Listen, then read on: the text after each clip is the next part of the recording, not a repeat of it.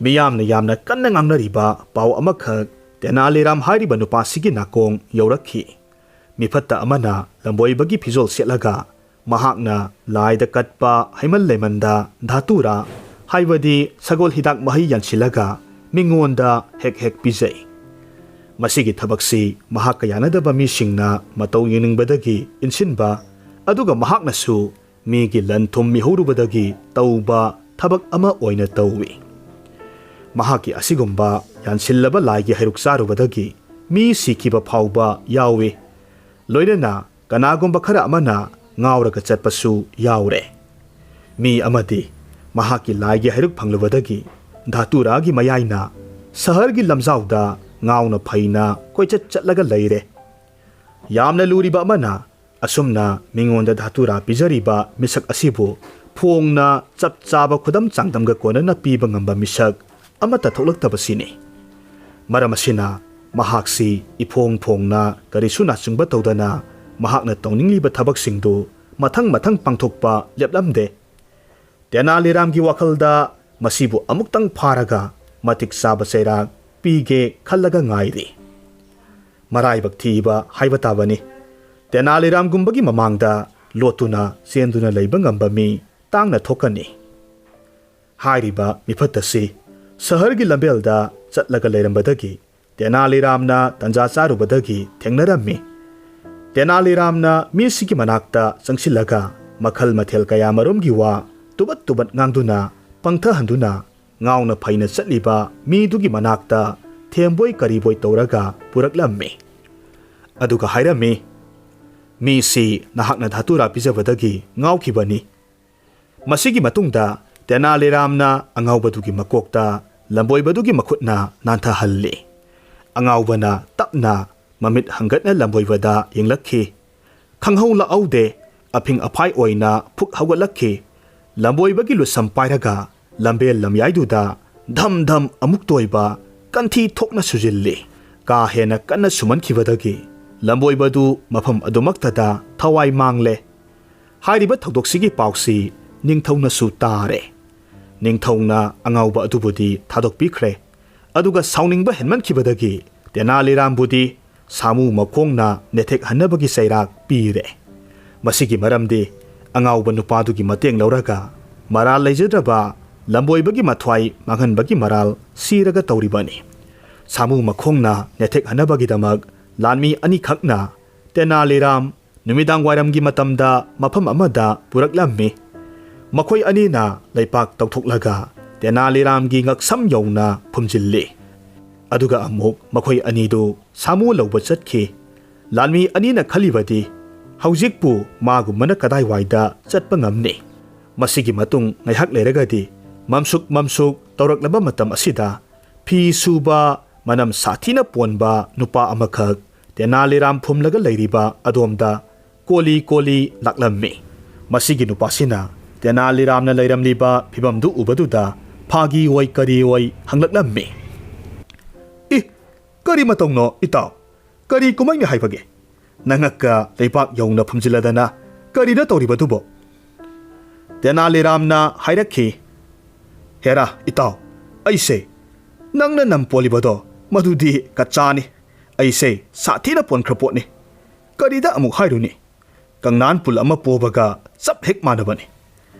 ꯑꯩꯁꯦ ꯆꯍꯤ 10ꯒꯤ ꯃꯊꯛꯇꯒꯤ ꯑꯩꯒꯤ ꯄꯣꯠꯂꯨꯝꯁꯤ ꯄꯨꯗꯨꯅ ꯋꯥꯅ ꯈꯥꯡꯂꯛꯂꯤꯕꯅꯤ꯫ ꯑꯩꯕꯨ ꯎꯔꯒ ꯅꯣꯛꯅꯤꯡꯕ ꯄꯣꯛꯇꯕ ꯃꯤ ꯇꯥꯡꯅ ꯊꯣꯛꯀꯅꯤ꯫ ꯃꯁꯤꯗꯤ ꯊꯣꯏꯅ ꯍꯦꯟꯅ ꯅꯨꯡꯉꯥꯏꯇꯕ ꯇꯧꯗꯦ꯫ ꯑꯩꯅ ꯈꯣꯏꯗꯧ ꯊꯤꯠꯂꯤꯕꯗꯤ ꯑꯩꯈꯣꯏ ꯅꯨꯄꯤꯅ ꯅꯣꯛꯅꯔꯛꯄꯁꯦ ꯃꯁꯤꯗꯅꯤ꯫ ꯀꯣꯟꯅꯊꯪꯗ ꯑꯩꯒꯤ ꯂꯥꯏꯕꯛ ꯐꯕ ꯍꯥꯏꯕ ꯇꯥꯏꯌꯦ꯫ ꯏꯈꯪ ꯍꯦꯛ ꯈꯪꯍꯧꯗꯅ ꯄꯨꯛꯆꯦꯜ ꯆꯥꯎꯕ ꯃꯥꯏꯕ ꯑꯃꯈꯛ ꯀꯣꯛ ꯍꯦꯛ ꯊꯦꯡꯅꯔꯦ꯫ ꯃꯍꯥꯛꯅ ꯑꯩꯒꯤ ꯑꯋꯥꯕ ꯄꯣꯠꯂꯨꯝꯁꯦ ꯈꯪꯕꯤ ꯎꯕꯤꯕꯗꯒꯤ ꯇꯥꯛꯄꯤꯔꯝꯕꯅꯤ꯫ ꯅꯨꯄꯥ, ꯑꯩꯅ ꯍꯥꯏꯔꯤꯕꯁꯦ ꯊꯥꯖꯗꯕ ꯇꯧꯅꯨ꯫ ꯃꯁꯤꯒꯤ ꯃꯐꯝꯁꯦ ꯑꯣꯟꯊꯣꯛꯅ ꯁꯦꯡꯈ꯭ꯔꯕ ꯃꯐꯝꯅꯤ꯫ ꯃꯁꯤꯗ ꯅꯪ ꯅꯣꯡꯃ ꯆꯨꯞꯄ ꯑꯃ ꯅꯉꯛ ꯌꯧꯅ ꯂꯩꯅꯨꯡꯗ ꯐꯨꯝꯖꯤꯜꯂꯣ꯫ ꯅꯃꯤꯠ ꯆꯦꯆꯦꯠ ꯎꯏꯁꯤꯜꯂꯒ ꯋꯥ ꯃꯆꯦꯠ ꯑꯃꯠꯇ ꯉꯥꯡꯗꯅ ꯂꯩꯕ ꯉꯝꯂꯕꯗꯤ ꯅꯪꯒꯤ ꯑꯋꯥꯕꯗꯣ ꯁꯣꯏꯗꯅꯃꯛꯀꯤ ꯀꯣꯛꯀꯗꯧꯔꯤꯕꯅꯤ꯫ ꯑꯩ ꯃꯥꯏꯕꯒꯤ ꯃꯋꯥ ꯏꯟꯗꯨꯅ ꯉꯁꯥꯏ ꯑꯌꯨꯛ ꯑꯃꯝ ꯑꯉꯥꯟ ꯁꯤꯟꯅꯔꯛꯄ ꯑꯗꯨꯋꯥꯏꯗꯒꯤ ꯍꯧꯅ ꯐꯨꯝꯖꯤꯜꯂꯒ ꯂꯩꯔꯛꯄꯅꯤ꯫ ꯍꯧꯖꯤꯛꯇꯤ ꯑꯩꯉꯣꯟꯗ ꯄꯣꯜꯂꯝꯕ ꯅꯝꯗꯣ ꯂꯣꯏꯅꯃꯛ ꯀꯣꯛꯈ꯭ꯔꯦ, ꯂꯩꯇ꯭ꯔꯦ꯫ ꯁꯤꯠ ꯅꯥꯜꯂꯦ꯫ ꯅꯪꯅ ꯊꯥꯖꯗ꯭ꯔꯒꯗꯤ ꯑꯩꯉꯣꯟꯗ ꯐꯨꯝꯖꯤꯜꯂꯤꯕ ꯂꯩꯕꯥꯛꯁꯦ ꯈꯣꯠꯇꯣꯛꯂꯒ ꯌꯦꯡꯕ ꯌꯥꯅꯤ꯫ ꯐꯤ ꯁꯨꯕ ꯅꯨꯄꯥ ꯌꯦꯡꯅꯤꯡꯕꯅ ꯈ꯭ꯔꯣ ꯈ꯭ꯔꯣ ꯈꯣꯠꯂꯤ, ꯀꯔꯤꯒꯤꯁꯨ ꯌꯦꯡꯅꯤꯡꯂꯣꯏ꯫ ꯅꯝ ꯄꯣꯟꯕꯒꯤ ꯅꯨꯡꯉꯥꯏꯇꯕꯒꯤ ꯆꯩꯅꯥꯗꯤ ꯃꯍꯥꯛ ꯃꯁꯥꯃꯛꯅ ꯄꯥꯟꯗꯨꯅ ꯈꯪꯂꯕꯅꯤ꯫ ꯑꯁꯨꯛ ꯅꯨꯡꯉꯥꯏꯇꯕ ꯃꯄꯨꯒꯤ ꯈꯨꯗꯣꯜꯗꯨ ꯐꯕ ꯉꯝꯂꯦ ꯍꯥꯏꯔꯗꯕꯣ? ꯃꯍꯥꯛꯅ ꯁꯣꯜꯂꯤ ꯁꯣꯜꯂꯤ ꯂꯩꯄꯥꯛ ꯈꯣꯠꯇꯣꯛꯂꯝꯃꯤ꯫ ꯃꯇꯝꯗꯨꯗ ꯇꯦꯅꯥꯂꯤꯔꯥꯝ ꯀꯣꯝ ꯃꯅꯨꯡꯗꯒꯤ ꯃꯊꯛꯇ ꯀꯥꯈꯠꯂꯛꯈꯤ꯫ ꯑꯃꯨꯛ ꯅꯝ ꯄꯣꯟꯕ ꯐꯈꯤꯕꯗꯒꯤ ꯃꯁꯥ ꯐꯕ ꯃꯥꯟꯅꯅꯕ ꯃꯁꯥ ꯃꯎ ꯈꯤꯡ ꯈꯤꯡꯗꯣꯛꯏ꯫ ꯃꯍꯥꯛꯅ ꯇꯧꯔꯤꯕ ꯃꯇꯧꯁꯤ ꯎꯔꯒꯗꯤ ꯐꯤ ꯁꯨꯕ ꯅꯨꯄꯥꯗꯨ ꯄꯨꯛꯅꯤꯡ ꯃꯊꯨꯝ ꯃꯔꯥꯡ ꯍꯧꯏ꯫ ꯃꯨꯟꯅ ꯑꯃꯨꯛ ꯌꯦꯡꯉꯤ꯫ ꯇꯁꯦꯡꯅꯃꯛꯀꯤ ꯃꯁꯤꯒꯤ ꯅꯨꯄꯥꯁꯤꯒꯤ ꯃꯁꯥꯗ ꯅꯝ ꯄꯣꯜꯂꯝꯕꯒꯤ ꯃꯃꯤ ꯃꯆꯦꯠ ꯑꯃꯠꯇ ꯎꯕ ꯐꯪꯗ꯭ꯔꯦꯅ꯫ ꯏꯇꯥꯎ, ꯑꯩ ꯆꯍꯤ 50 ꯌꯥꯝꯁꯤꯜꯂꯛꯂꯦ꯫ ꯅꯪꯒꯟꯁꯤꯗ ꯑꯆꯧꯕ ꯅꯝꯕꯣ ꯑꯃ ꯄꯣꯔꯒ ꯑꯋꯥꯕꯒꯤ ꯃꯩꯁꯥꯛ ꯈꯪꯂꯛꯂꯤꯕꯁꯦ꯫ ꯑꯩꯗꯤ ꯈꯪꯂꯨꯗꯦꯗꯣ, ꯑꯩꯁꯦ ꯄꯪꯈ꯭ꯔꯕ ꯃꯤ ꯍꯥꯏꯕꯗꯨꯅꯤ꯫ ꯃꯁꯤ ꯂꯥꯌꯦꯡꯕꯁꯦ ꯏꯔꯥꯏ ꯂꯥꯏ ꯍꯥꯏꯕꯁꯤ ꯉꯁꯤꯇꯃꯛ ꯈꯪꯉꯤ꯫ ꯏꯇꯥꯎ ꯅꯪꯅ ꯃꯁꯤꯃ ꯈꯛꯇꯪꯗꯤ ꯅꯨꯡꯁꯤꯕꯤꯌꯨ꯫ ꯑꯩꯅ ꯄꯨꯖꯔꯛꯂꯤꯕ ꯐꯤ ꯃꯌꯥꯝꯁꯦ ꯑꯁꯨꯕ ꯐꯤꯔꯣꯜ ꯉꯥꯛꯇꯅꯤ꯫ ꯃꯁꯤ ꯑꯩꯈꯣꯏꯒꯤ ꯅꯨꯄꯤꯗ ꯈꯔ ꯄꯤꯕꯤꯔꯝꯃꯨ, ꯑꯗꯨꯒ ꯃꯉꯣꯟꯗ ꯃꯁꯤꯃ ꯈꯛꯇꯪꯒ ꯈꯔ ꯇꯝꯕꯤꯔꯝꯃꯨ꯫ ꯃꯍꯥꯛ ꯍꯌꯦꯡ ꯑꯌꯨꯛ ꯉꯟꯇꯥ ꯑꯩꯒꯤ ꯑꯌꯨꯛꯀꯤ ꯆꯥꯅ ꯊꯛꯅꯅꯕ ꯊꯤꯜꯂꯛꯎ ꯍꯥꯏꯕꯤꯌꯨ꯫ ꯑꯩ ꯑꯗꯣꯝꯒꯤ ꯇꯧꯕꯤꯃꯜ ꯄꯨꯟꯁꯤ ꯆꯨꯞꯄ ꯀꯥꯎꯖꯔꯣꯏ꯫ ꯑꯗꯨꯒꯅꯦ, ꯑꯩꯈꯣꯏ ꯅꯨꯄꯤꯗ ꯃꯁꯤꯒꯤ ꯋꯥꯐꯝꯁꯤꯃꯗꯤ ꯀꯥꯎꯗꯨꯅꯀ ꯇꯝꯕꯤ ꯂꯥꯛꯄꯤꯔꯨꯒꯅꯨꯀꯣ꯫ ꯑꯁꯨꯝꯅ ꯍꯥꯏꯔꯒ ꯃꯥꯒꯤ ꯅꯨꯄꯤꯒꯤ ꯂꯩꯐꯝ ꯇꯥꯛꯂꯝꯃꯤ꯫ ꯇꯦꯅꯥꯂꯤꯔꯥꯝꯅ ꯈꯨꯝꯂꯛꯂꯝꯃꯤ, ꯌꯥꯝꯅ ꯐꯔꯦ, ꯑꯩꯅ ꯄꯨꯝꯅꯃꯛ ꯐꯅꯕ ꯁꯤꯟꯒꯦꯗ꯫ ꯑꯁꯨꯝꯅ ꯍꯥꯏꯔꯒ ꯇꯦꯅꯥꯂꯤꯔꯥꯝꯅ ꯐꯤ ꯁꯨꯕ ꯅꯨꯄꯥꯗꯨꯒꯤ ꯃꯉꯛꯁꯝ ꯌꯧꯅ ꯂꯩꯕꯥꯛ ꯐꯨꯝꯖꯤꯜꯂꯦ꯫ ꯑꯗꯨꯒ ꯃꯍꯥꯛꯀꯤ ꯑꯁꯨꯕ ꯐꯤꯔꯣꯜ ꯃꯌꯥꯝꯗꯨ ꯅꯥꯀꯟꯗ ꯌꯦꯞꯁꯤꯜꯂꯒ ꯍꯥꯏꯔꯛꯈꯤ, ꯑꯗꯨꯗꯤ ꯑꯩ ꯆꯠꯂꯒꯦꯀꯣ꯫ ꯑꯗꯨꯒ ꯀꯥꯎꯔꯣꯏꯗꯕ ꯑꯃꯅ ꯃꯤꯠꯅ ꯆꯦꯖꯦꯠ ꯎꯏꯁꯤꯟꯒꯗꯕꯅꯤꯀꯣ꯫ ꯋꯥ ꯂꯥꯟꯒ ꯑꯃꯠꯇ ꯉꯥꯡꯕ ꯌꯥꯗꯦ꯫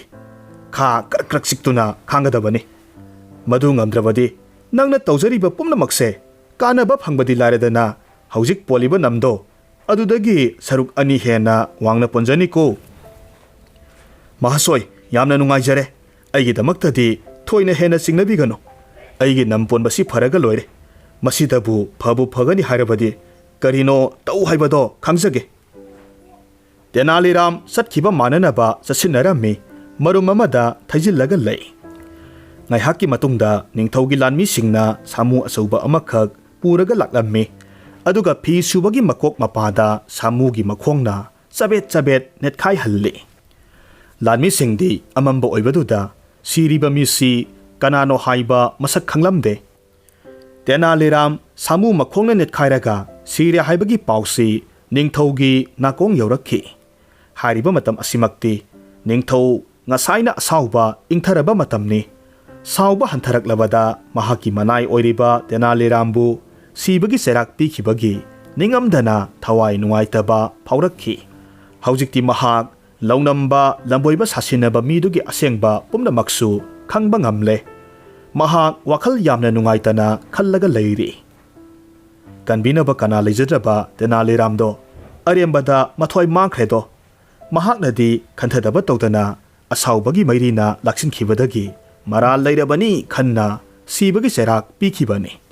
ꯃꯍꯥꯛꯅ ꯉꯝꯂꯤꯕ ꯃꯔꯧꯁꯤꯡ ꯑꯃꯁꯨꯡ ꯃꯉꯝ ꯑꯩꯒꯤ ꯑꯉꯝꯕ ꯑꯃꯅ ꯐꯥꯎꯕ ꯉꯝꯗꯕꯅꯤ꯫ ꯑꯁꯨꯝꯅ ꯍꯧꯖꯤꯛ ꯅꯤꯡꯊꯧꯗꯨ ꯅꯤꯡꯉꯝꯗꯕ ꯄꯣꯛꯇꯨꯅ ꯃꯊꯟꯇ ꯂꯩꯔꯝꯃꯤ꯫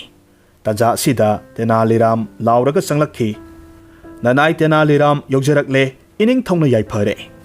ꯃꯇꯝ ꯑꯁꯤꯃꯛꯇꯗ ꯅꯤꯡꯊꯧꯗꯨ ꯌꯥꯝꯅ ꯉꯛꯅ ꯇꯦꯅꯥꯂꯤꯔꯥꯝꯗ ꯃꯨꯟꯅ ꯌꯦꯡꯉꯤ꯫ ꯋꯥꯔꯤ ꯄꯨꯝꯅꯃꯛ ꯅꯤꯡꯊꯧꯒꯤ ꯃꯐꯝꯗ ꯇꯝꯖꯔꯝꯃꯤ꯫ ꯍꯟꯗꯛꯀꯤꯁꯤꯃꯗꯤ ꯅꯤꯡꯊꯧꯅ ꯃꯥꯕꯨꯁꯨ ꯉꯥꯛꯄꯤꯔꯦ꯫ ꯃꯁꯤꯒꯤ ꯃꯇꯨꯡꯗ ꯇꯦꯅꯥꯂꯤꯔꯥꯝꯒꯤ ꯅꯨꯄꯤꯗꯨ ꯑꯃꯨꯛꯈꯛ ꯌꯥꯝꯅ ꯀꯟꯅ ꯅꯥꯈꯤ꯫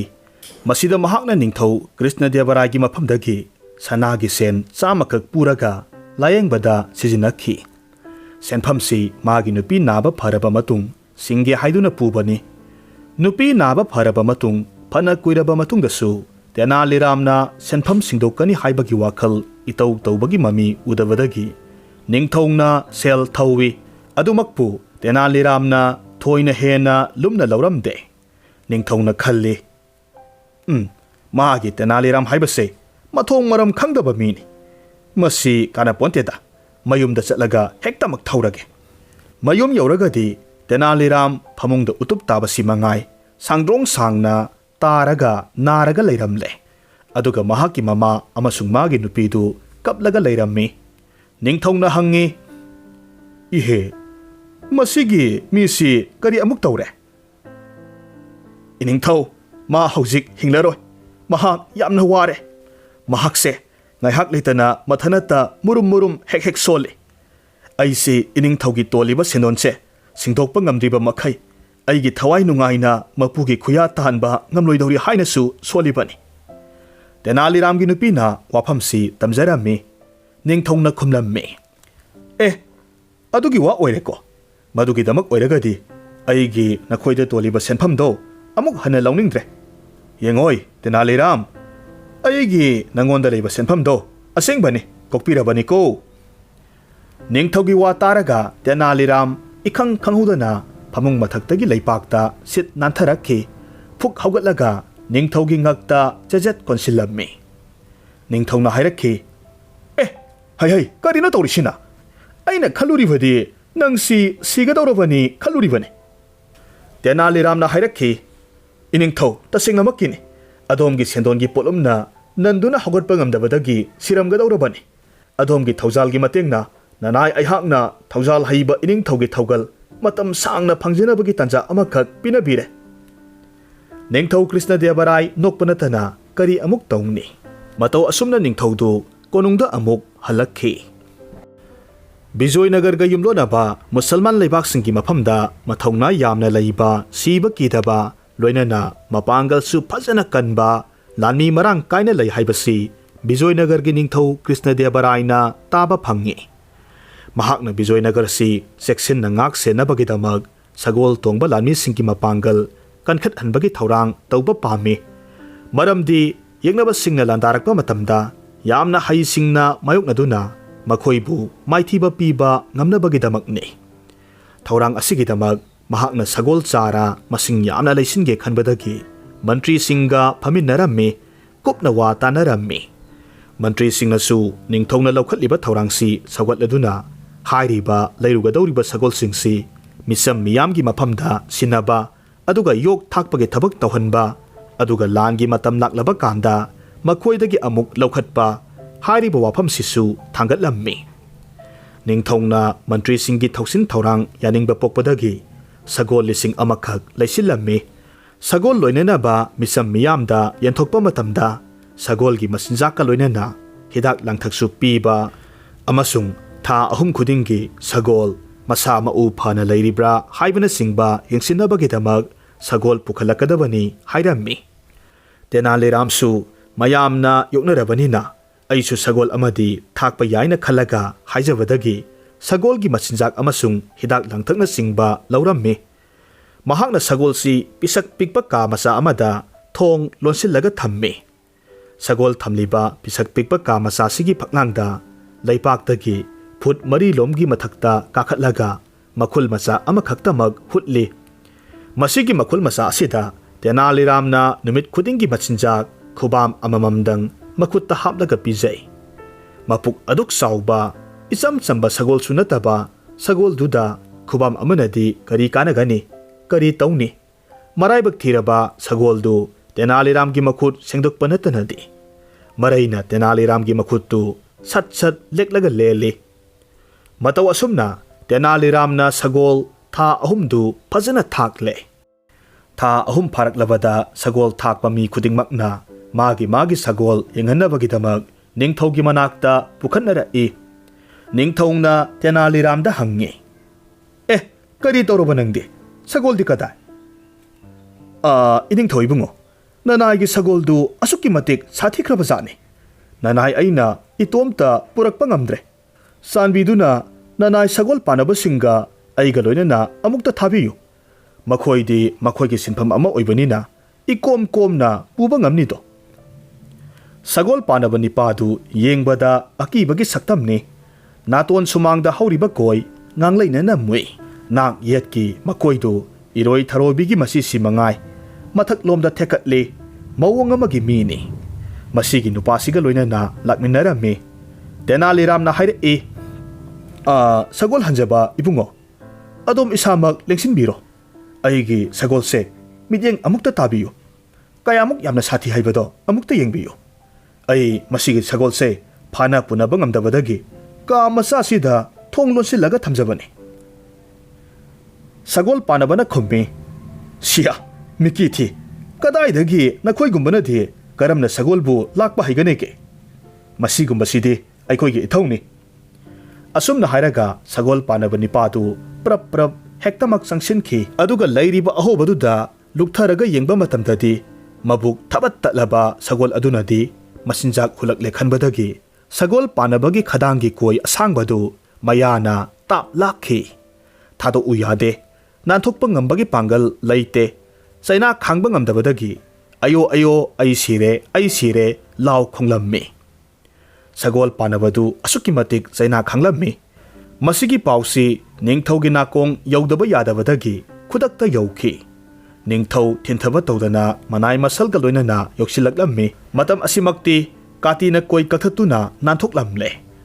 mayam sangduna ka manungda leiriba sagoldu puthoraklammi sagolgi phibam uragadi makhoi loinamak ingak ngaknakhi loire yenghaidre hainingai leitre sagoldu mingkhakta ngaire saru polang oina leiramle matamasida mai hauna sauraba ningthongna hairakhi hai nangna matam asuk kuibasi masinjak pijade nang sagolsi hatke tawribra iningtho ibungo sana pukning phingbiroido mabuk lambadunabu phibamsi yoraklibasini masina nanai sagol panaba mahasui asigi thawaidagi su hena sana thamjariba nungsi khraba khadangi koise thado uhaiba mayaba leitribasini mahak sagolgi masindagi satoknaba honavada iningtho isamaksu mafamsi yongna lengsinbiraklibasini karigumba atai sagolgumna mabuk thanna pijaramlabadi khangde kari karamba masidagi hena sathiba khudongthiba nanglamba kari upai lei tofam khangdabadagi ningthau krishna devarai noklammi amasung tenali ramgi maralsu ngakpikhi nongma jagoi isei nongma yamna haiba aphawba kalakar singna makhoi masagi haijaba mahaising miyamda ulunabagi damak Bijoynagarda lakhi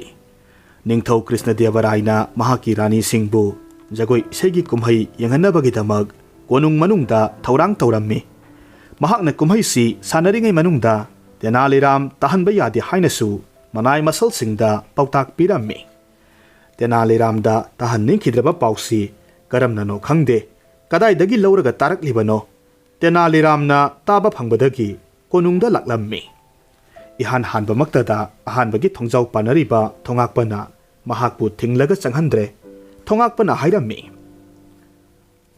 ining thogi yathangni adom sanariba kumhai mafamsida changba yade aigi itik leite tenaliramna hairammi pharene aisu khanglene ining thongna aibu tahanganu changhalakanu haibasu khange natte aisi manungda changhalabadiko ngaiko aigi wasi amukta muna takho ai manungda changhallo aina manung changlaga phanglakpado khanglabra madugi tangkhai saruk ama nangonda pithoke asumna hairaga thongakpabu kalak halli kona thangdadi thongakpa khara kirap singnarap tawwi mahakna amuk wakhal tawwi oh sumaina sum phamna karimata su toruba leitana mana phanggadoriba masidabu kari akaiba leibage aduga amuk hairakhi pare ai adomba manungda changhanjarage aduga kauroidaba amana nahakna amabu oiragasu phanglakpa pottugi tangkhai amadi aingonda soidana mag piba yareko wafamsi yanaba poraklaba matung thongakpana tenalirambu manungda thajinkhre manung changlaga amuk anisuba thongjin yorakle mafam asidasu thongakpana thinglaga amuk manung changhanre tenaliramna hairi aina mapangi ahanba thongakpadasu aina manungdagi phanglakpa pottugi tangkhai ama mangonda pigani haiduna wasaklamlabani masidagi mana aibu thajilakpani nangsu aibu thinganune kanaba manghanganu apang aibu manung changhallo lemoriba tangkhaido nangonda pithoke masigi thongakpasisu tenaliramgi chinna choppa khoida thure kalakpa phaurakle kanana budi kalak loidoribano Maramdi madi ngayak leitana darbarda mana sauna phangi haibasidi makhoina mamit makna uribani. Maramasina ani suba thongakpana hairakhi. Phare yarani sanglo. Aduga sakki bawa sakti kaunadabi. Mataw asumna uchin nasinna Tenaliram jagoi isei nongmai kumhai sanafam yoksilakle. Mafam asida Krishna na angang oiringagi matamda makhan huranba Gopi Singaluna Zalakiri Sanabagi Ong Mataw Tamduna Isay bu sakpo Zagoy bu sabane Song baga panbaga amuk toiba Nungay kraba kumayni Yeng liba babok pum na maksu Maya ikaka Mamit kumnadana Nungay na kumhay yang narami Tenaliram na marak asida Tapna tumin na sangsilaklammi Managta taramba sa itup amakag Kungatlammi Madu pairaga Krishna sabagi lawayda Kantay Mangonda kaktanate kumay sanaba yauriba kalakar khuting maksu santharami kanana khambigani khanghaudana naroldagi haijilaklaga tauba thabakni ayoima sire koiraw lauduna pangsienda senai Tenaliramna koitan tanaraga yaina masinda hairami hai magi Krishna haibadudi gopi sing mayamgi makhut mayam sangdana phubaga khotpaga sikpaga taubagi senadu khangba ngamdaduna nang dona karisu law khongdene nang Krishna sabi natro lawganu taningde haisu haibani watupnabu asuk kana santharagadabo karigidi naroidage saina khangba wabadagi lawrammi ikhang hek khanghodana tawrakliba thawdosi uragadi ningthau Krishna Devarai mai hauna saurakhi mahakna ngaksen achauba mi amakhak kaukhilaga hairammi masigi mi se aikhoidagi manamathum marang kaina phangbadagi mahak yamna henjilakle ngasidi ma khara pidaba yadre nupa se sagolgi sajai train thoi khak piba tare ngaksen achawduna Tenaliram pharammi sairak sanaba matung ilau hairammi matamasida Tenaliram na hairakhi thana babu achawba ibungo aisi adongi tung injenabagi thoidok patangai fadaba adumakti leiramloidra haina khanjaido ining thongna ingonda sanbiduna pinabiriba mana asidi aina hanana mi kharada yanthoksaramle ningthongna ngakna hangi kare leibak asidabu aduk yamna pangba misu leiriboide masiguma manasibu kanana pambage iningtho leiri yamna leiri iningtho masiguma makhalgi miyoisi mafam asimaktada leiriba jani yamna lapnaga leiba pot nate iningthogi thongakpa aniduni makhoi anida taknaraga yanaba amagi makhada ai mafam si yongna sanglakpa ngamjaribani ngangna duna yanariba wafamni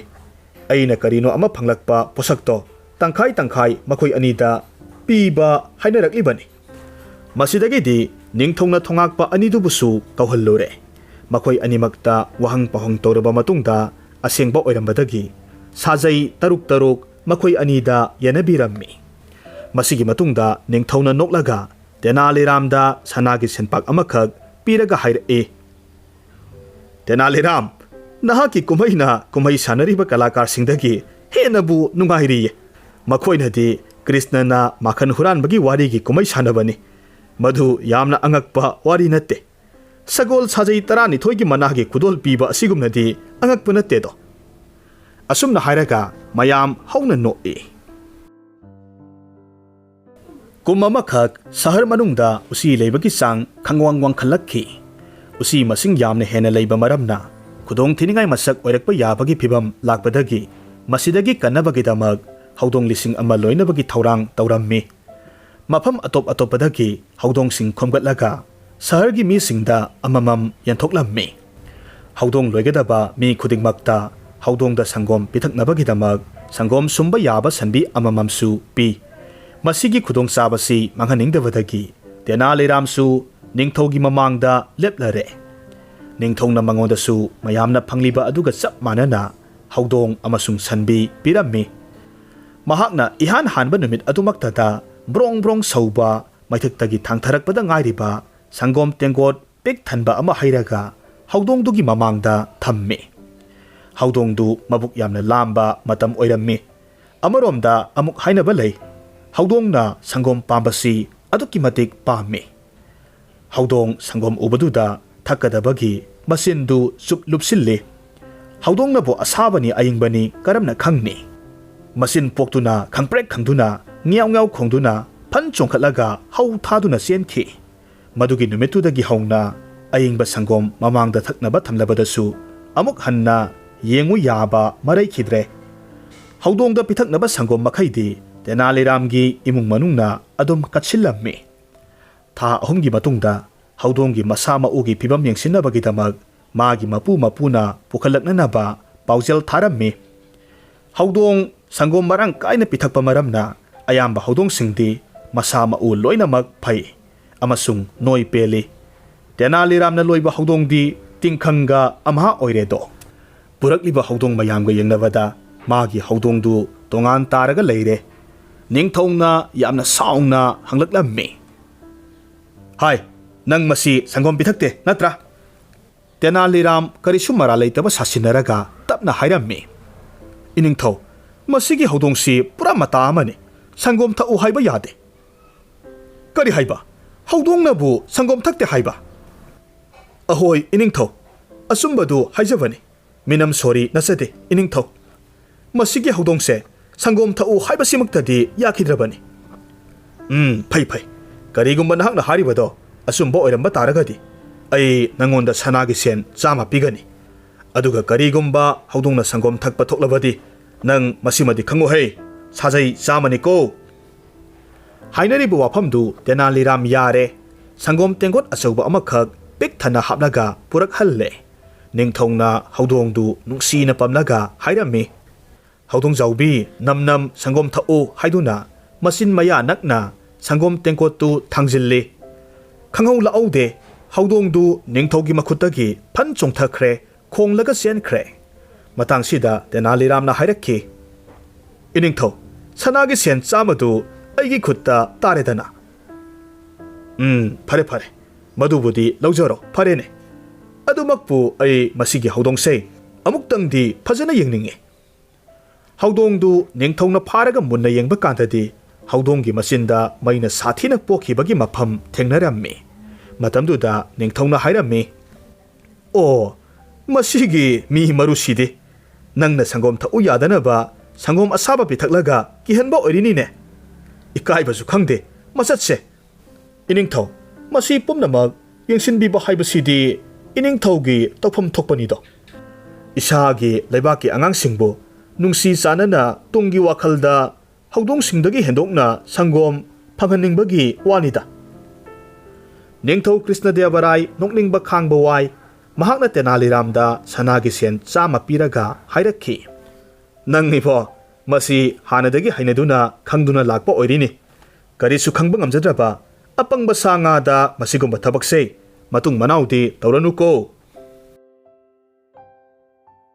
Nongma Tenaliramgi mafamda Rani Tirumala Devina ai hojik pukning yamna nungaitana hingli maramasina nahaka amuktang unaningi haiduna pau selakhi pau si hek phangbadagi panthaba tawdana Rani gi manakta laklammi mahak Rani na tambadagi khangba ngamle madudi Nongma Krishnadeva Raina Rani da mahakna lengba natak amakhak paraga tahalli ningthongna thawai yauna Rani tahaningduna paringai cherak asida Rani na hakam wa chalubasani masida ningthaudu bang saukibadagi haugatlaga chatkhi madugi numit adudagi numit masing phanayam silakle inakta suklak laktaba asumna hairammi masida aigi iral karimata leitabra khalli aina mahaki mafamda ngakpiyusu haijakhi adubu karimata tabi khidre Tenaliram nang masigi bhab tanadaba sayetnabasi taishinnaba ngamgadra hairammi Tenaliramna hairammi Ahoy Maharani ibema adom thoina pukning nungnangba tawbiganu aina phanaba sinjage asumna Tenaliramna Rani gi pukning phatharammi Tenaliram mafamdu thadoklamnaga darbar tamna sumdring chatkhi darbarda darbari sing mantri amasung ningthauga punna phaminaraga sathoki maramda khana nainarammi ningthauna hairammi aikhoigi leipak asida hojik thokliba chathok asidagi hengat hanabagi yamnamak tangai fadaba leiri aikhoina masigidamak honadabadi natte masida kanaba phangdaba makti natre khara kanabadi phangle tasengnamakidi ningliba pandamse ꯃꯄꯨꯡ ꯐꯥꯅ ꯃꯥꯏ ꯄꯥꯛꯄ ꯍꯥꯏꯕꯗꯨꯃꯛꯇꯤ ꯌꯥꯗ꯭ꯔꯤ꯫ ꯃꯇꯥꯡꯗꯨꯗ ꯇꯦꯅꯥꯂꯤꯔꯥꯝꯅ ꯆꯦꯡ ꯃꯔꯨ ꯑꯃꯈꯛ ꯎꯠꯂꯒ ꯍꯥꯏꯔꯛꯈꯤ, ꯏꯅꯤꯡꯊꯧ, ꯃꯁꯤꯒꯤ ꯆꯦꯡꯁꯤꯒꯤ ꯐꯧꯁꯤ ꯍꯨꯟꯕ ꯇꯥꯔꯒꯗꯤ ꯀꯨꯝ ꯈꯨꯗꯤꯡꯗ ꯊꯣꯛꯂꯤꯕ ꯆꯥꯊꯣꯛꯇꯒꯤꯗꯤ ꯀꯨꯝꯁꯤꯅ ꯁꯔꯨꯛ 3 ꯍꯦꯟꯅ ꯆꯥꯊꯣꯛ ꯂꯩꯅꯤ꯫ ꯅꯤꯡꯊꯧꯅ ꯈꯨꯝꯂꯛꯈꯤ, ꯌꯥꯝꯅ ꯐꯕ ꯋꯥꯅꯤ ꯃꯗꯨꯗꯤ꯫ ꯑꯗꯨꯝꯅꯗꯤ ꯑꯣꯏꯔꯒ ꯃꯗꯨꯒꯤ ꯐꯧꯗꯨ ꯍꯨꯟꯅꯕꯒꯤꯗꯃꯛꯇ ꯊꯣꯏꯗꯣꯛꯄ ꯑꯈꯟꯅꯕ ꯂꯝꯒꯤ ꯊꯧꯔꯥꯡ, ꯂꯩꯍꯥꯎ, ꯆꯥꯅꯕ ꯆꯥꯅꯗꯕ, ꯇꯉꯥꯏ ꯐꯗꯕ ꯂꯩꯔꯝꯒꯗꯕ ꯃꯥꯜꯂꯤ꯫ ꯏꯅꯤꯡꯊꯧ, ꯊꯣꯏꯗꯣꯛꯄ ꯂꯩꯒꯗꯕ ꯅꯠꯇꯦ꯫ ꯍꯣꯏ, ꯇꯧꯕꯒꯤꯕꯨꯗꯤ ꯃꯁꯤꯗ ꯌꯥꯝꯅꯃꯛ ꯇꯉꯥꯏ ꯐꯗꯕ ꯑꯃꯗꯤ ꯂꯩꯇꯕ ꯅꯠꯇꯦ꯫ ꯐꯧꯁꯤꯕꯨ ꯍꯨꯟꯒꯗꯧꯔꯤꯕ ꯃꯤꯁꯛꯇꯣ, ꯂꯧꯁꯤꯕꯨ ꯎꯒꯗꯧꯔꯤꯕ ꯃꯤꯁꯛ ꯑꯁꯤꯗꯤ ꯇꯉꯥꯏ ꯐꯗꯅ ꯃꯍꯥꯛꯅ ꯍꯦꯛ ꯄꯣꯛꯂꯛꯄꯗꯒꯤ ꯍꯀꯥꯝ ꯑꯃꯨꯛꯇ ꯆꯠꯂꯛꯇ꯭ꯔꯤꯕ ꯃꯤ ꯑꯣꯏꯕ ꯇꯥꯏꯌꯦ꯫ ꯅꯤꯡꯊꯧꯅ ꯍꯥꯏꯔꯝꯃꯤ, ꯏꯕꯣ, ꯅꯪꯒ ꯃꯥꯟꯅꯅ ꯄꯪꯕꯁꯤ ꯑꯃꯨꯛꯇ ꯎꯗ꯭ꯔꯤꯍꯦ꯫ ꯅꯠꯇꯦ, ꯇꯥꯏꯕꯪꯄꯥꯟꯁꯤꯗꯕꯨ ꯍꯀꯥꯝ ꯁꯨꯛꯆꯟ ꯆꯟꯗ꯭ꯔꯤꯕ ꯃꯤꯁꯛ ꯂꯩꯔꯝꯈꯤꯒꯗ꯭ꯔꯣ? ꯇꯦꯅꯥꯂꯤꯔꯥꯝꯅ ꯍꯥꯏꯔꯛꯂꯝꯃꯤ, ꯏꯍꯦ, ꯑꯩꯗꯤ ꯀꯥꯎꯊꯣꯛꯂꯨꯔꯦ꯫ ꯑꯩꯁꯤ ꯇꯁꯦꯡꯅꯃꯛꯀꯤ ꯑꯄꯪꯕꯅꯤ꯫ ꯌꯥꯝꯅ ꯅꯨꯡꯉꯥꯏꯔꯦ ꯏꯅꯤꯡꯊꯧ, ꯃꯗꯨꯒꯤ ꯋꯥꯐꯝꯗꯨ ꯈꯪꯕꯤꯔꯕꯅꯤꯅ ꯑꯩ ꯍꯧꯖꯤꯛꯃꯛ ꯃꯍꯥꯔꯥꯅꯤ ꯇꯤꯔꯨꯃꯂꯥ ꯗꯦꯕꯤꯒꯤ ꯃꯅꯥꯛꯇ ꯆꯠꯂꯒ ꯑꯩ ꯏꯁꯥꯒꯤ ꯑꯄꯪꯕꯒꯤ ꯃꯇꯧꯁꯤ ꯋꯥꯔꯤ ꯇꯝꯂꯨꯈꯤꯒꯦ꯫ ꯅꯤꯡꯊꯧꯅ ꯍꯥꯏꯔꯛꯂꯝꯃꯤ, ꯏꯍꯦ, ꯅꯠꯇꯦ, ꯑꯩ ꯏꯁꯥꯃꯛ ꯆꯠꯂꯒ ꯃꯉꯣꯟꯗ ꯇꯝꯂꯨꯒꯦ꯫ ꯗꯔꯕꯥꯔꯒꯤ ꯌꯨꯝꯖꯥꯎ ꯃꯅꯨꯡꯗꯨ ꯃꯈꯣꯏ ꯑꯅꯤꯒꯤ ꯃꯇꯧꯁꯤꯗ ꯅꯣꯛꯄꯒꯤ ꯈꯣꯟꯖꯦꯜꯅ ꯄꯨꯡꯅꯤꯟ ꯅꯤꯜꯂꯤ꯫ ꯗꯔꯕꯥꯔ ꯂꯣꯏꯁꯤꯜꯂꯕ ꯃꯇꯨꯡꯗ ꯅꯤꯡꯊꯧꯅ ꯔꯥꯅꯤꯒꯤ ꯁꯪꯒꯥꯏꯗ ꯆꯠꯂꯤ꯫ ꯃꯇꯧ ꯑꯁꯨꯝꯅ ꯃꯈꯣꯏ ꯑꯅꯤ ꯇꯥꯏꯁꯤꯟꯅꯈꯤ꯫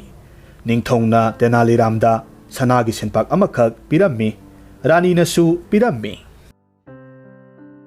ꯅꯤꯡꯊꯧ ꯀ꯭ꯔꯤꯁꯅꯗꯦꯕꯔꯥꯏꯅ ꯃꯍꯥꯛꯀꯤ ꯑꯅꯧꯕ ꯁꯅꯥ ꯁꯪꯒꯥꯏ ꯑꯃꯈꯛ ꯁꯥꯍꯜꯂꯝꯃꯤ꯫ ꯁꯪꯒꯥꯏ ꯑꯁꯤꯒꯤ ꯐꯛꯂꯥꯡꯗ ꯂꯥꯏ ꯌꯦꯛꯄ ꯑꯍꯩꯕ ꯑꯐꯥꯎꯕ ꯃꯤ ꯀꯧꯔꯒ ꯌꯦꯡꯕꯗ ꯃꯤꯒꯤ ꯄꯨꯛꯅꯤꯡ ꯁꯨꯝꯍꯠꯄ ꯉꯝꯒꯗꯕ ꯂꯥꯏ ꯃꯈꯜ ꯁꯨꯅ ꯌꯦꯛꯍꯜꯂꯝꯃꯤ꯫ ꯃꯍꯥꯛꯀꯤ ꯍꯟꯗꯛꯇ ꯅꯧꯅ ꯁꯥꯕ ꯂꯣꯏꯔꯕ ꯁꯅꯥ ꯁꯪꯒꯥꯏ ꯑꯁꯤꯕꯨ ꯃꯍꯥꯛꯀꯤ ꯗꯔꯕꯥꯔꯤꯁꯤꯡ ꯌꯦꯡꯍꯟꯅꯤꯡꯕꯗꯒꯤ ꯃꯈꯣꯏꯒ ꯄꯨꯟꯅ ꯂꯥꯛꯃꯤꯟꯅꯔꯝꯃꯤ꯫ ꯃꯈꯣꯏ ꯄꯨꯝꯅꯃꯛꯅ ꯐꯛꯂꯥꯡꯗ ꯌꯦꯛꯂꯒ ꯂꯩꯔꯝꯂꯤꯕ ꯂꯥꯏ ꯃꯌꯥꯝꯁꯤꯡꯗꯨ ꯌꯦꯡꯂꯒ ꯃꯍꯥꯛꯀꯤ ꯄꯨꯛꯅꯤꯡꯗ ꯐꯥꯎꯔꯛꯄ ꯋꯥꯈꯜꯒꯤ ꯃꯃꯤꯁꯤꯡ ꯁꯤꯡꯊꯥꯅꯔꯒ ꯊꯥꯒꯠꯄ ꯐꯣꯡꯗꯣꯛꯅꯔꯝꯃꯤ꯫ ꯑꯗꯨꯝꯅꯗꯤ ꯑꯣꯏꯔꯒ ꯇꯦꯅꯥꯂꯤꯔꯥꯝ ꯊꯣꯏꯗꯣꯛꯄ ꯍꯔꯥꯎꯕ ꯅꯨꯡꯉꯥꯏꯕ ꯐꯣꯡꯗꯣꯛꯄ ꯌꯥꯎꯗꯅ ꯇꯨꯃꯤꯟꯅ ꯌꯦꯡꯂꯒ ꯂꯩ꯫ ꯃꯍꯥꯛꯅ ꯏꯈꯪ ꯈꯪꯍꯧꯗꯅ ꯑꯌꯦꯛꯄ ꯂꯥꯏ ꯑꯃꯈꯛ ꯎꯔꯛꯂꯝꯃꯤ꯫ ꯃꯁꯤꯒꯤ ꯂꯥꯏꯁꯤ ꯃꯃꯥꯏ ꯅꯥꯛꯆꯦꯞ ꯅꯥꯝꯃꯇꯃꯛ ꯌꯦꯛꯄ ꯂꯥꯏꯅꯤ꯫ ꯃꯗꯨ ꯎꯕ ꯃꯇꯝꯗ ꯇꯦꯅꯥꯂꯤꯔꯥꯝꯅ ꯈꯨꯗꯣꯝꯕꯤ ꯊꯤꯜꯂꯒ ꯍꯪꯉꯤ, ꯏꯅꯤꯡꯊꯧ, ꯉꯥꯛꯄꯤꯒꯅꯤꯗꯣ, ꯃꯁꯤꯗ ꯌꯦꯛꯂꯤꯕ ꯃꯤꯁꯤꯒꯤ ꯃꯃꯥꯏ ꯇꯪꯈꯥꯏ ꯑꯃꯗꯤ ꯀꯗꯥꯏꯋꯥꯏꯗ ꯊꯝꯈ꯭ꯔꯦ? ꯅꯤꯡꯊꯧꯅ ꯅꯣꯛꯂꯒ ꯍꯥꯏꯔꯝꯃꯤ, ꯏꯍꯦ, ꯅꯪꯁꯤꯁꯨ ꯑꯣꯟꯊꯣꯛꯅ ꯄꯪꯈ꯭ꯔꯕ ꯃꯤ ꯍꯥꯏꯕꯗꯨꯅꯤ꯫ ꯌꯦꯛꯄꯗ ꯌꯥꯗꯕ ꯃꯃꯥꯏꯒꯤ ꯁꯔꯨꯛꯇꯨꯗꯤ ꯋꯥꯈꯜꯅ ꯁꯥꯒꯠꯂꯒ ꯎꯒꯗꯕꯅꯤꯅꯦ꯫ ꯇꯦꯅꯥꯂꯤꯔꯥꯝ ꯀꯔꯤꯃꯠꯇ ꯈꯨꯝꯗꯦ, ꯇꯨꯃꯤꯟꯅ ꯂꯩ꯫ ꯊꯥ ꯑꯃꯒꯤ ꯃꯇꯨꯡꯗ ꯇꯦꯅꯥꯂꯤꯔꯥꯝꯅ ꯅꯤꯡꯊꯧꯒꯤ ꯃꯅꯥꯛꯇ ꯂꯥꯛꯂꯝꯃꯤ ꯑꯗꯨꯒ ꯍꯪꯒꯠꯆꯩ, ꯅꯅꯥꯏꯅ ꯈꯨꯔꯨꯝꯖꯔꯤ꯫ ꯅꯅꯥꯏ, ꯑꯩꯍꯥꯛ ꯊꯥ ꯑꯃ ꯆꯨꯞꯅ ꯀꯟꯅ ꯇꯝꯖꯕꯗꯒꯤ ꯂꯥꯏ ꯌꯦꯛꯄ ꯅꯤꯡꯊꯤꯅ ꯍꯩꯔꯦ꯫ ꯅꯅꯥꯏ ꯑꯩꯉꯣꯟꯗꯒꯤ ꯍꯦꯟꯅ ꯌꯥꯝꯅ ꯐꯕ ꯂꯥꯏ ꯌꯦꯛꯄꯁꯤꯡꯗꯨ ꯅꯅꯥꯏ ꯑꯩꯅ ꯂꯣꯏꯅꯃꯛ ꯏꯟꯊꯨꯔꯝꯂꯦ꯫ ꯅꯤꯡꯊꯧꯅ ꯍꯥꯏꯔꯛꯈꯤ, ꯑꯣ, ꯑꯗꯨꯒꯤ ꯋꯥ ꯑꯣꯏꯔꯕꯗꯤ ꯌꯥꯝꯅ ꯐꯕ ꯋꯥꯅꯤ꯫ ꯑꯣꯂꯥꯡꯊꯥꯗ ꯂꯩꯅꯕ ꯑꯩꯒꯤ ꯌꯨꯝ ꯑꯃꯒꯤ ꯐꯛꯂꯥꯡ ꯑꯃꯈꯛ ꯍꯥꯡꯂꯤꯌꯦ꯫ ꯅꯪ ꯃꯗꯨꯒꯤ ꯐꯛꯂꯥꯡꯗ ꯅꯍꯥꯛꯀꯤ ꯍꯩꯖꯕꯤꯗꯣ ꯎꯠꯇꯨꯅ ꯐꯖꯅ ꯌꯦꯛꯂꯣ꯫ ꯇꯦꯅꯥꯂꯤꯔꯥꯝꯅ ꯊꯋꯥꯏ ꯌꯥꯎꯅ ꯈꯨꯠ ꯆꯪꯅ ꯃꯥꯒꯤ ꯍꯩꯅꯖꯕꯤ ꯂꯥꯏ ꯈꯨꯠꯌꯦꯛ ꯀꯟꯅ ꯌꯦꯛꯂꯝꯃꯤ꯫ ꯊꯥ ꯑꯃꯒꯤ ꯃꯇꯨꯡꯗ ꯃꯍꯥꯛꯅ ꯅꯤꯡꯊꯧꯒꯤ ꯃꯐꯝꯗ ꯍꯥꯏꯖꯔꯝꯃꯤ, ꯏꯅꯤꯡꯊꯧ, ꯅꯅꯥꯏ ꯑꯩꯍꯥꯛ ꯂꯥꯏ ꯌꯦꯛꯄ ꯂꯣꯏꯖꯔꯦ꯫ ꯑꯗꯣꯝꯅ ꯑꯗꯣꯝꯒꯤ ꯗꯔꯕꯥꯔꯤꯁꯤꯡꯒ ꯄꯨꯟꯅ ꯂꯦꯡꯕꯤꯔꯛꯂꯒ ꯌꯦꯛꯆꯔꯤꯕ ꯂꯥꯏꯌꯥꯝꯁꯤꯡꯁꯤ ꯃꯤꯠꯌꯦꯡ ꯇꯥꯕꯤꯕ ꯌꯥꯔꯒꯅꯤꯗꯣ꯫ ꯅꯤꯡꯊꯧ ꯑꯃꯁꯨꯡ ꯗꯔꯕꯥꯔꯤ ꯄꯨꯝꯅꯃꯛ ꯅꯤꯡꯊꯧꯒꯤ ꯑꯣꯂꯥꯡꯊꯥꯗ ꯂꯩꯅꯅꯕ ꯁꯥꯔꯤꯕ ꯁꯅꯥ ꯁꯪꯒꯥꯏꯗꯨ ꯌꯧꯁꯤꯜꯂꯛꯂꯝꯃꯤ꯫ ꯑꯩꯈꯣꯏ ꯄꯨꯝꯅꯃꯛꯅ ꯃꯍꯥꯛꯅ ꯌꯦꯡꯂꯨꯔꯤꯕ ꯂꯥꯏꯁꯤꯡꯗꯨ ꯎꯕ ꯃꯇꯝꯗꯗꯤ ꯃꯀꯣꯛ ꯄꯥꯏꯗꯕ ꯀꯅꯥꯃꯠꯇꯁꯨ ꯌꯥꯎꯈꯤꯗꯦ꯫ ꯐꯛꯂꯥꯡꯗ ꯌꯦꯛꯂꯝꯂꯤꯕ ꯂꯥꯏ ꯈꯨꯗꯤꯡꯃꯛ ꯃꯄꯨꯡ ꯐꯥꯅ ꯌꯦꯛꯄ ꯑꯃꯠꯇ ꯌꯥꯎꯔꯝꯗ꯭ꯔꯦ꯫ ꯇꯣꯉꯥꯟ ꯇꯣꯉꯥꯟꯕ ꯍꯛꯆꯥꯡꯒꯤ ꯁꯔꯨꯛ ꯃꯇꯠ ꯃꯇꯠ ꯉꯥꯛꯇꯅꯤ꯫ ꯃꯐꯝ ꯑꯃꯗꯅ ꯃꯤꯠ ꯅꯥꯝꯃ, ꯅꯥꯇꯣꯟ ꯃꯆꯦꯠ ꯑꯃ, ꯅꯥ ꯅꯥꯝꯃ, ꯈꯣꯡ ꯈꯨꯠ ꯄꯨꯝꯅꯃꯛ ꯑꯁꯤꯅꯆꯤꯡꯕ ꯃꯇꯠ ꯃꯇꯠ ꯉꯥꯛꯇꯅꯤ꯫ ꯅꯤꯡꯊꯧ ꯀ꯭ꯔꯤꯁꯅꯗꯦꯕꯔꯥꯏ ꯌꯥꯝꯅ ꯁꯥꯎꯅꯤꯡꯕ ꯄꯣꯛꯄꯗꯒꯤ ꯉꯥꯡꯂꯒ ꯍꯥꯏꯔꯛꯈꯤ, ꯇꯦꯅꯥꯂꯤꯔꯥꯝ, ꯀꯔꯤꯅꯣ ꯅꯍꯥꯛꯅ ꯇꯧꯔꯤꯕꯁꯦ? ꯀꯔꯤꯒꯤ ꯃꯄꯨꯡ ꯐꯥꯟꯗꯅ ꯃꯇꯠ ꯃꯇꯠ ꯌꯦꯛꯂꯤꯕꯅꯣ? ꯇꯦꯅꯥꯂꯤꯔꯥꯝ ꯆꯤꯡꯂꯦꯝꯅ ꯃꯆꯤꯟ ꯁꯦꯝꯂꯒ ꯍꯪꯒꯠꯆꯩ, ꯏꯅꯤꯡꯊꯧ, Masi wakalna sagatpiraga ubiganido. Ningthongna khudakta lanmi ani khak kauhallure. Hariba lanmi ani si adungai Tenali Ramna sajaygi mana phanganbikhiba misaksingduni. Ningthongna yathang tautharakhi. Hai lamisa masigi nupase pukhro chatlu. Masaga makoka tongan tahangadabani. Ai khoidong yamna thitle. Masigi misina aigi konung loinamak sindokle.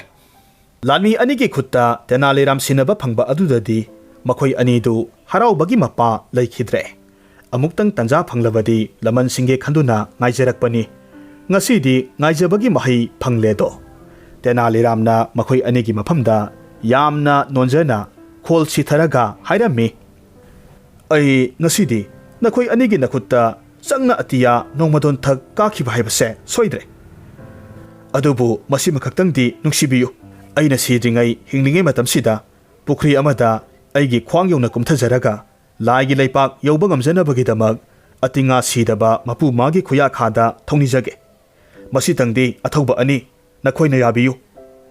Mahaki nonjabagi matausi uragadi lani anidu mapukning khara nautharakpugum tawwi.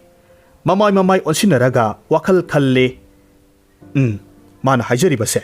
thoidokna akaiba leite. Maadi sigadauba leirabani. Makhoi anina hairakhi. Phare aikhoi yabirage. Aduga haribasini marai maraka tauge lakedi khanganu ko. Tauzaroi. Ai madumak suktau tauroi. Nakhoi aigi nak yet maiki anida thangsangdo khudum setna pairaga leptuna ngaibiyu. Aina karigumba siengi laki honaraklabadi singnaba leitana aigi ngakse nakhutta pariba thangsangduna tubat kakhatlu. Lanmi anina khalle masigi misidi puksel yamna chawba jakni mana hariba waphamsi thoidokpa akaiba wa yaude. Asumna makhoi anina Tenali Ram pukhri amagi manungda isingda khwang phauba kumthaminare. Aduga makhoi anina Tenali Ramgi nakal anida thangsangdu setna pairaga mamit launa panglaga munna sangtrik sangna Tenali Ramna lai khurumba yenglaga lei. Tenali Ramna masinda kari no khangde laison tison brang soli. Asumna minute manga tara solaba matungda ikhang khanghodana yamna kanna laurakhi. Soidatlo yanthatlo asumna khanglaw lauram laba matungda ising manungda sup lupthakre. Makhoi anidi Tenali Ramgi laison mayamdu taruvadagi pakhatboy kariboy Tenali Ramgi mangak kaklagi haiduna thangsang aroibi thaduna hainaraklammi. Tenali Ramdi lauram laga ising manungda luplaga laikhrabani. Hairakliba thangsangdu lemna mangba yadabanina makhoi animaki ngaksam tamna pasinaraktuna ngak kenkre. Tenali Ram Ningthau Krishna Devarayagi manakta masa pumba ising sotpadagi kangba tawdana arara sintharaga sotna phingna laklammi.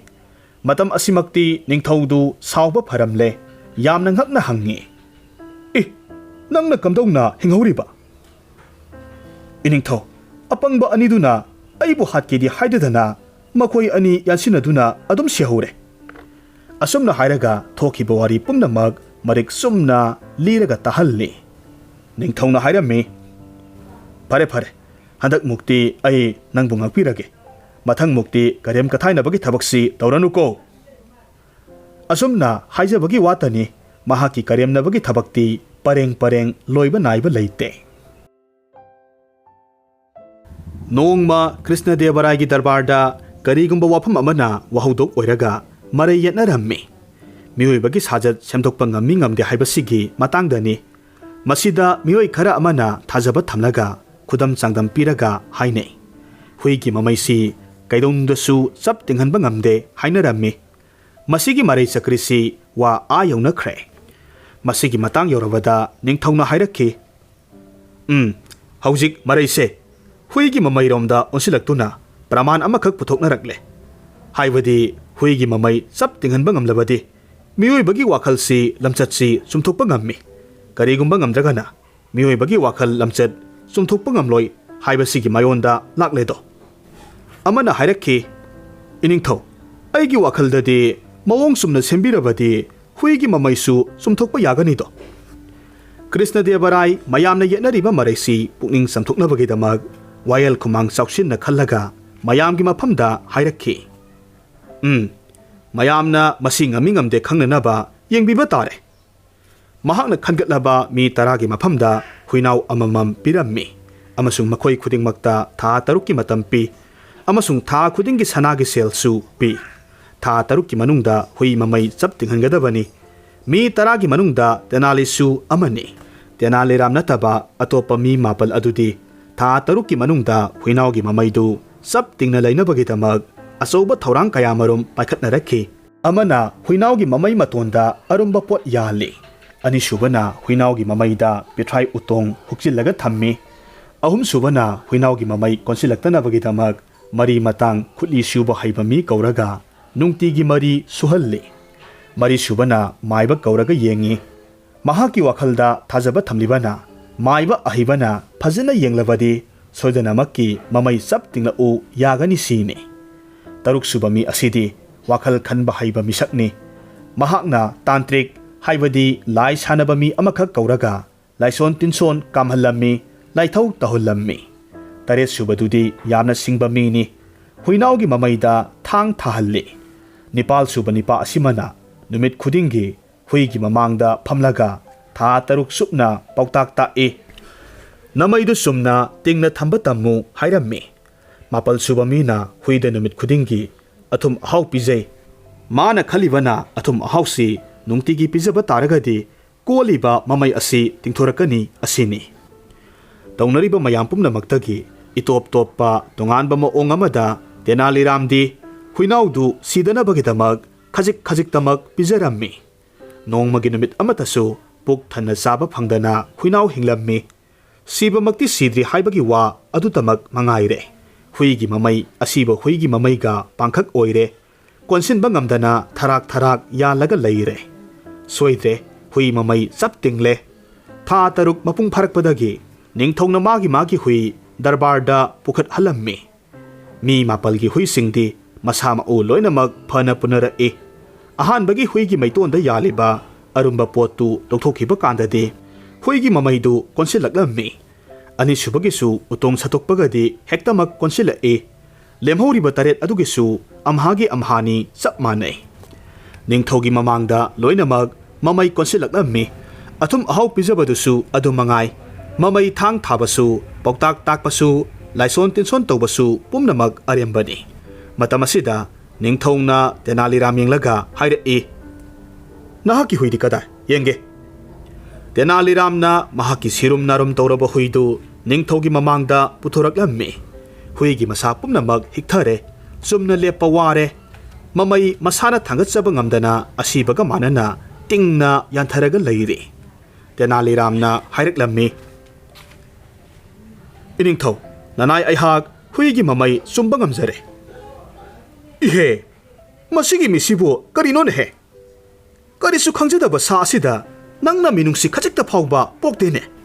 ꯅꯪꯅ ꯃꯁꯦ ꯁꯨꯛꯄꯤ ꯄꯤꯖꯗꯅ ꯍꯥꯠꯂꯦꯅꯦ꯫ ꯄꯤꯖꯃꯟꯗꯗꯅ ꯀꯅꯥꯒꯤ ꯃꯃꯩ ꯐꯥꯎꯕ ꯂꯦꯡꯕ ꯉꯝꯕꯒꯤ ꯄꯥꯡꯒꯜ ꯂꯩꯇ꯭ꯔꯦꯅꯦ꯫ ꯉꯥꯛꯄꯤꯒꯅꯤꯗꯣ ꯏꯅꯤꯡꯊꯧ, ꯑꯗꯣꯝꯅ ꯀꯔꯤꯒꯨꯝꯕ ꯍꯨꯏ ꯃꯁꯥ ꯅꯣꯏꯅꯕ ꯄꯤꯖ ꯄꯤꯊꯛ ꯇꯧꯗꯨꯅ ꯊꯥꯛꯎ ꯍꯥꯏꯕꯤꯔꯝꯂꯕꯗꯤ ꯅꯅꯥꯏ ꯑꯈꯥꯛꯄ ꯀꯔꯤꯁꯨ ꯂꯩꯖꯔꯝꯂꯣꯏꯗꯣ꯫ ꯁꯨꯞꯅꯇꯒꯤ ꯍꯨꯏꯒꯤ ꯃꯃꯩ ꯆꯞ ꯇꯤꯡꯅꯕꯒꯤ ꯌꯥꯊꯪ ꯇꯧꯕꯤꯈꯤꯕꯅꯤ꯫ ꯍꯨꯏꯒꯤ ꯃꯃꯩ ꯆꯞ ꯇꯤꯡꯍꯟꯒꯦ ꯍꯥꯏꯕ ꯇꯥꯔꯒꯗꯤ ꯄꯥꯝꯕꯩ ꯑꯁꯤꯃꯛꯁꯤ ꯅꯠꯇꯅ ꯑꯇꯣꯞꯄ ꯄꯥꯝꯕꯩ ꯂꯩꯇ꯭ꯔꯦ꯫ ꯇꯁꯦꯡꯅꯃꯛꯀꯤꯁꯨ ꯑꯆꯨꯝꯕ ꯆꯠꯂꯨ ꯌꯥꯗ꯭ꯔꯕ ꯃꯤꯑꯣꯏ ꯑꯗꯨꯗꯤ, ꯍꯣꯏ, ꯑꯗꯣꯝꯅ ꯃꯤꯗꯣ ꯑꯃꯝꯕ ꯀꯥꯈꯨ ꯃꯆꯥ ꯑꯃꯗ ꯊꯣꯡ ꯂꯣꯟꯁꯤꯜꯂꯒ ꯊꯝꯂꯒ ꯄꯤꯖꯗꯕ ꯃꯇꯝꯗ ꯃꯍꯥꯛꯀꯤ ꯐꯠꯇꯕ ꯂꯝꯆꯠꯇꯨ ꯑꯁꯤꯕ ꯑꯣꯜꯍꯟꯕ ꯉꯝꯅꯤ꯫ ꯇꯦꯅꯥꯂꯤꯔꯥꯝꯒꯤ ꯄꯥꯎꯈꯨꯝꯁꯤꯗ ꯅꯤꯡꯊꯧꯗꯨ ꯄꯦꯜꯂꯝꯃꯤ꯫ ꯑꯁꯨꯝꯅ ꯅꯨꯃꯤꯠꯇꯨꯃꯁꯨ ꯍꯧꯈꯤ꯫ ꯅꯣꯡꯃ ꯈꯨꯠ ꯁꯥ ꯌꯥꯝꯅ ꯍꯩꯕ ꯗꯤꯜꯂꯤꯗꯒꯤ ꯃꯤꯇ꯭ꯔꯪ ꯁꯥꯟꯅꯕ ꯅꯨꯄꯥ ꯑꯃꯈꯛ ꯕꯤꯖꯣꯏꯅꯒꯔꯗ ꯃꯍꯥꯛꯀꯤ ꯃꯤꯇ꯭ꯔꯪ ꯎꯠꯄ ꯂꯥꯛꯂꯝꯃꯤ꯫ ꯅꯨꯄꯥ ꯑꯁꯤꯅ ꯑꯉꯛ-ꯑꯉꯛꯄ ꯃꯤꯇ꯭ꯔꯪ ꯀꯌꯥꯃꯔꯨꯝ ꯇꯧꯔꯒ ꯃꯤꯌꯥꯝꯕꯨ ꯄꯪꯊꯍꯟꯕ ꯉꯝꯃꯤ꯫ ꯃꯍꯥꯛꯅ ꯅꯨꯡꯕꯨ ꯁꯅꯥꯒꯤ ꯁꯦꯜꯌꯦꯛ ꯑꯣꯜꯍꯟꯕ ꯉꯝꯃꯤ꯫ ꯃꯍꯥꯛ ꯃꯁꯥꯒꯤ ꯃꯉꯛꯁꯤ ꯃꯊꯟꯇ ꯀꯛꯊꯠꯆꯔꯒ ꯑꯀꯛꯄ ꯀꯣꯛꯇꯨ ꯃꯁꯥꯒꯤ ꯃꯈꯨꯠꯅ ꯄꯥꯏꯔꯒ ꯀꯣꯏꯆꯠ ꯆꯠꯂꯤ ꯑꯃꯁꯨꯡ ꯅꯤꯡꯊꯧꯗ ꯎꯠꯂꯝꯃꯤ꯫ ꯅꯨꯄꯥ ꯑꯁꯤꯅ ꯅꯤꯡꯊꯧꯗ ꯍꯥꯏꯔꯛꯈꯤ, ꯏꯅꯤꯡꯊꯧ, ꯅꯅꯥꯏꯅ ꯈꯨꯔꯨꯝꯖꯔꯤ꯫ ꯀꯔꯤꯒꯨꯝꯕ ꯋꯥꯐꯝ ꯑꯃꯇꯪ ꯍꯪꯒꯠꯆꯒꯦ, ꯄꯨꯛꯅꯤꯡ ꯆꯤꯡꯁꯤꯟꯕꯤꯒꯅꯤꯗꯣ? ꯑꯗꯣꯝꯒꯤ ꯂꯩꯄꯥꯛꯁꯤꯒꯤ ꯃꯅꯨꯡꯗ ꯅꯅꯥꯏ ꯑꯩꯍꯥꯛꯀ ꯃꯥꯟꯅꯅ ꯂꯝꯕꯥ ꯇꯧꯕ ꯉꯝꯕ ꯃꯤ ꯀꯅꯥꯃꯠꯇ ꯂꯩꯔꯣꯏ꯫ ꯑꯩꯅ ꯐꯣꯡꯅ ꯁꯤꯡꯅꯖꯔꯤ꯫ ꯅꯅꯥꯏ ꯑꯩꯒ ꯃꯍꯩꯒꯤ ꯆꯥꯡ ꯑꯍꯦꯟ ꯑꯊꯣꯏ ꯇꯥꯟꯅꯕꯗ ꯀꯔꯤꯒꯨꯝꯕ ꯑꯩꯅ ꯍꯟꯊꯔꯕ ꯑꯗꯨꯒ ꯃꯍꯥꯛ ꯑꯗꯨꯅ ꯅꯅꯥꯏ ꯑꯩꯍꯥꯛꯄꯨ ꯃꯥꯏꯊꯤꯕ ꯄꯤꯕ ꯉꯝꯂꯕꯗꯤ ꯑꯩꯒꯤ ꯀꯣꯛꯁꯤ ꯃꯍꯥꯛꯀꯤ ꯃꯃꯥꯡꯃꯛꯇꯗ ꯂꯩꯄꯥꯛꯇ ꯀꯦꯟꯕꯤꯒꯦ꯫ ꯅꯤꯡꯊꯧ ꯀ꯭ꯔꯤꯁꯅꯗꯦꯕꯔꯥꯏ ꯅꯤꯄꯥꯁꯤꯒꯤ ꯅꯥꯄꯜꯒꯤ ꯋꯥꯉꯥꯡ ꯇꯥꯔꯒ ꯈꯣꯏꯗꯧ ꯊꯤꯠꯂꯝꯃꯤ꯫ ꯃꯍꯥꯛꯅ ꯇꯦꯅꯥꯂꯤꯔꯥꯝ ꯌꯦꯡꯂꯒ ꯍꯥꯏꯔꯛꯈꯤ, ꯀꯔꯤꯒꯨꯝꯕ ꯅꯍꯥꯛꯅ ꯃꯤꯁꯤꯒꯤ ꯅꯥꯄꯜꯁꯦ ꯃꯃꯨꯁꯦ ꯌꯩꯊꯦꯛꯄ ꯉꯝꯕ ꯇꯥꯔꯒꯗꯤ ꯑꯩꯅ ꯅꯉꯣꯟꯗ ꯁꯅꯥꯒꯤ ꯁꯦꯜꯌꯦꯛ 1,000 ꯇꯔꯪ ꯃꯅꯥ ꯑꯣꯏꯅ ꯄꯤꯒꯅꯤ꯫ ꯇꯦꯅꯥꯂꯤꯔꯥꯝꯅ ꯀꯔꯤ ꯂꯩꯇꯅ ꯌꯥꯝꯅ ꯂꯥꯏꯅ ꯍꯥꯏꯔꯝꯃꯤ, ꯏꯅꯤꯡꯊꯧ, ꯅꯅꯥꯏ ꯑꯩꯍꯥꯛ ꯁꯅꯥ ꯌꯥꯊꯪ ꯇꯨꯡꯏꯟꯅ ꯊꯧꯔꯥꯡ ꯇꯧꯖꯔꯦ꯫ ꯇꯦꯅꯥꯂꯤꯔꯥꯝ ꯃꯤꯇ꯭ꯔꯪ ꯍꯩꯕꯁꯤꯒꯤ ꯃꯅꯥꯛꯇ ꯌꯥꯝꯅ ꯎꯁꯤꯠ ꯊꯑꯣꯏꯗꯅ ꯄ꯭ꯔꯞ ꯆꯪꯁꯤꯜꯂꯛꯂꯝꯃꯤ ꯑꯗꯨꯒ ꯍꯥꯏꯔꯝꯃꯤ, ꯅꯨꯄꯥ, ꯅꯍꯥꯛ ꯅꯥꯄꯜ ꯌꯥꯝꯅ ꯇꯧꯔꯦꯅꯦ꯫ ꯐꯔꯦ, ꯑꯩ ꯅꯉꯣꯟꯗ ꯆꯥꯎꯊꯣꯛꯅ ꯍꯥꯏꯔꯤꯕꯁꯤꯅꯤ, ꯑꯩꯅ ꯃꯤꯠ ꯎꯏꯁꯤꯜꯂꯒ ꯇꯧꯕ ꯉꯝꯕ ꯊꯕꯛꯇꯣ ꯅꯍꯥꯛꯅ ꯀꯔꯤꯒꯨꯝꯕꯗꯁꯨ ꯃꯤꯠ ꯄꯥꯡꯂꯒ ꯉꯝꯒꯗꯕ ꯁꯨꯛꯂꯩ ꯂꯩꯇꯦ꯫ ꯃꯤꯇ꯭ꯔꯪ ꯍꯩꯕ ꯅꯨꯄꯥ ꯑꯗꯨꯅ ꯍꯥꯏꯔꯝꯃꯤ, ꯀꯥꯟꯅꯔꯣꯏꯗꯕ ꯋꯥꯅꯤ, ꯋꯥꯖꯥꯎ ꯉꯥꯡꯒꯅꯨ꯫ ꯅꯍꯥꯛꯅ ꯃꯤꯠ ꯎꯏꯁꯤꯜꯂꯒ ꯇꯧꯕ ꯉꯝꯕ ꯊꯕꯛꯇꯨ ꯑꯩꯅ ꯃꯤꯠ ꯄꯥꯡꯂꯒ ꯇꯧꯕ ꯍꯦꯛ ꯉꯝꯗ꯭ꯔꯕ ꯑꯩꯒꯤ ꯀꯣꯛꯁꯦ ꯅꯉꯣꯟꯗ ꯁꯤꯟꯅꯕꯤꯒꯦ꯫ ꯇꯦꯅꯥꯂꯤꯔꯥꯝꯅ ꯍꯥꯏꯔꯝꯃꯤ, ꯐꯔꯦ, ꯑꯗꯨ ꯑꯣꯏꯕ ꯇꯥꯔꯒꯗꯤ ꯌꯦꯡꯅꯔꯁꯤ꯫ ꯑꯁꯨꯝꯅ ꯍꯥꯏꯔꯒ ꯃꯣꯔꯣꯛ ꯑꯁꯨꯕ ꯃꯀꯨꯞ ꯈꯔ ꯄꯨꯔꯛꯍꯜꯂꯦ ꯑꯗꯨꯒ ꯃꯃꯤꯠ ꯆꯦꯆꯦꯠ ꯎꯏꯁꯤꯜꯂꯤ꯫ ꯑꯃꯨꯛ ꯃꯣꯔꯣꯛ ꯃꯀꯨꯞꯁꯤꯡꯗꯨ ꯈꯨꯕꯥꯝ ꯑꯃ ꯄꯥꯏꯔꯒ ꯎꯏꯁꯤꯜꯂꯤꯕ ꯃꯃꯤꯠ ꯑꯅꯤꯒꯤ ꯃꯊꯛꯇ ꯍꯥꯞꯆꯤꯜꯂꯤ꯫ ꯂꯣꯏꯅꯅ ꯃꯤꯅꯤꯠ ꯑꯃꯔꯣꯝꯗꯤ ꯂꯦꯡꯗꯅ ꯂꯩ꯫ ꯃꯗꯨꯒꯤ ꯃꯅꯨꯡꯗ ꯃꯍꯥꯛ ꯇꯨꯃꯤꯟꯅ ꯂꯩꯕ ꯅꯠꯇꯦ, ꯅꯣꯛꯂꯤꯕꯅꯤ꯫ ꯃꯤꯅꯤꯠ ꯑꯃꯒꯤ ꯃꯇꯨꯡꯗ ꯃꯍꯥꯛꯅ ꯃꯣꯔꯣꯛ ꯃꯀꯨꯞꯁꯤꯡꯗꯨ ꯁꯦꯡꯅ ꯀꯟꯊꯣꯛꯂꯝꯃꯤ ꯑꯗꯨꯒ ꯏꯁꯤꯡꯅ ꯁꯦꯡꯅ ꯆꯥꯝꯊꯣꯛꯂꯝꯃꯤ꯫ ꯑꯗꯨꯒ ꯃꯤꯇ꯭ꯔꯪ ꯍꯩꯕ ꯅꯨꯄꯥꯗꯨꯗ ꯌꯦꯡꯂꯒ ꯍꯥꯏꯔꯝꯃꯤ, ꯅꯨꯄꯥ, ꯍꯧꯖꯤꯛ ꯑꯩꯅ ꯃꯌꯥꯝꯒꯤ ꯃꯃꯥꯡꯗ ꯃꯤꯠ ꯎꯏꯁꯤꯜꯂꯒ ꯇꯧꯈꯤꯕ ꯊꯕꯛꯇꯨ ꯎꯍꯧꯔꯦꯗꯅ, ꯍꯧꯖꯤꯛ ꯑꯃꯨꯛ ꯅꯪ ꯅꯃꯤꯠ ꯄꯥꯡꯂꯒ ꯇꯧꯔꯣ꯫ ꯃꯤꯇ꯭ꯔꯪ ꯍꯩꯕ ꯑꯐꯥꯎꯕ ꯅꯨꯄꯥꯗꯨ ꯆꯦꯟꯗꯨꯅ ꯍꯤꯡꯒꯗꯕ ꯂꯩꯇꯦ ꯈꯟꯕꯗꯒꯤ ꯍꯥꯏꯗꯣꯛꯈꯤꯕ ꯋꯥ ꯉꯥꯛꯅ ꯇꯦꯅꯥꯂꯤꯔꯥꯝꯒꯤ ꯃꯐꯝꯗ ꯃꯥꯏꯊꯤꯔꯦ ꯍꯥꯏꯅ ꯍꯥꯏꯖꯔꯝꯃꯤ꯫ ꯂꯣꯏꯅꯅ ꯍꯥꯏꯔꯛꯈꯤ, ꯑꯩ ꯃꯥꯏꯊꯤꯔꯦ, ꯑꯩꯒꯤ ꯀꯣꯛ ꯑꯗꯣꯝꯒꯤ ꯃꯥꯡꯗ ꯂꯩꯖꯔꯦ꯫ ꯇꯦꯅꯥꯂꯤꯔꯥꯝꯅ ꯍꯥꯏꯔꯝꯃꯤ, ꯑꯩꯉꯣꯟꯗꯗꯤ ꯅꯍꯥꯛꯀꯤ ꯀꯣꯛꯇꯣ ꯀꯔꯤꯁꯨ ꯆꯟꯅꯐꯝ ꯂꯩꯇꯦ꯫ ꯑꯩꯒꯤ ꯑꯣꯏꯅꯗꯤ ꯏꯅꯤꯡꯊꯧꯗꯒꯤ ꯐꯪꯒꯗꯧꯔꯤꯕ ꯃꯅꯥ ꯑꯁꯤꯅ ꯑꯗꯨꯝ ꯄꯦꯟꯖꯔꯦ꯫